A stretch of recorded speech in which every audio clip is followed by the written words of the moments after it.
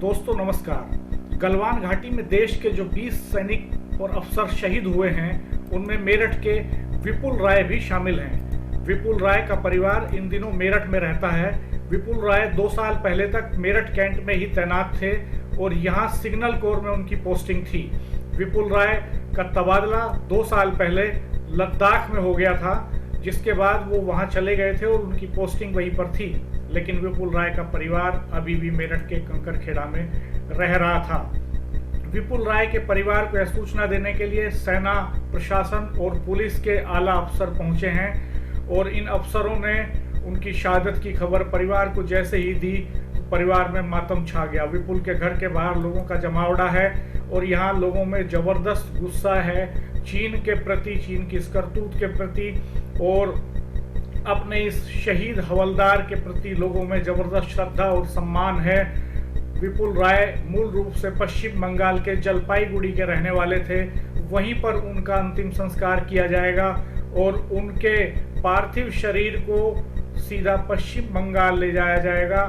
उनके परिवार को भी मेरठ से पश्चिम बंगाल उनके पैतृक आवास पर ले जाने की व्यवस्थाएं की जा रही हैं। पुलिस और प्रशासन इसमें जुटा हुआ है। दोस्तों, लेकिन मेरठ के लोगों में एक और बात को लेकर बड़ा गुस्सा है।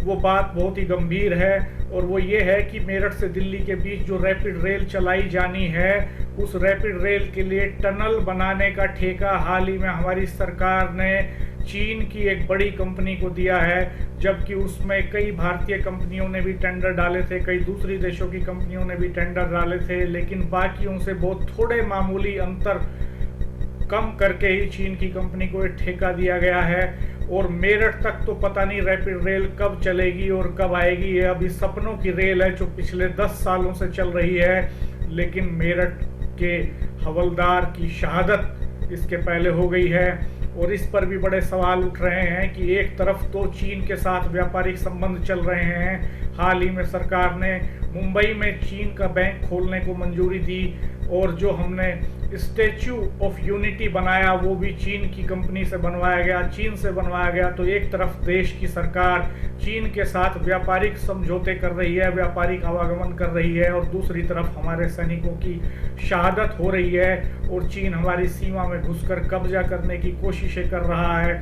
और ये माना जाए, कई जो लेख हाल में प्रकाशित हुए हैं उनको सही माना जाए तो चीन ने एक बड़े हिस्से पर वहाँ कब्जा कर भी लिया है। इन लेखों में एक बड़ा लेख एक पूर्व सैन्य अधिकारी लेफ्टिनेंट जनरल पनाग का भी है, जिसमें उन्होंने ये कहा है कि 60 किलोमीटर अंदर तक चीन घुस आया है। अगर ऐसा है तो ये वाकई में गंभीर बात है और हमारे 20 सैनिकों की शहादत की पुष्टि करने में भी सरकार को काफ़ी वक्त लगा। शुरू में 3 सैनिकों के ही शहादत की खबरें आ रही थी।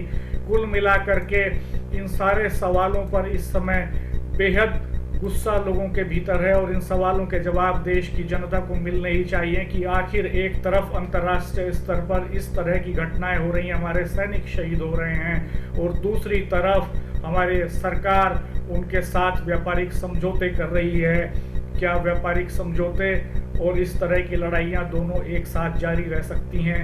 यह एक बड़ा सवाल है।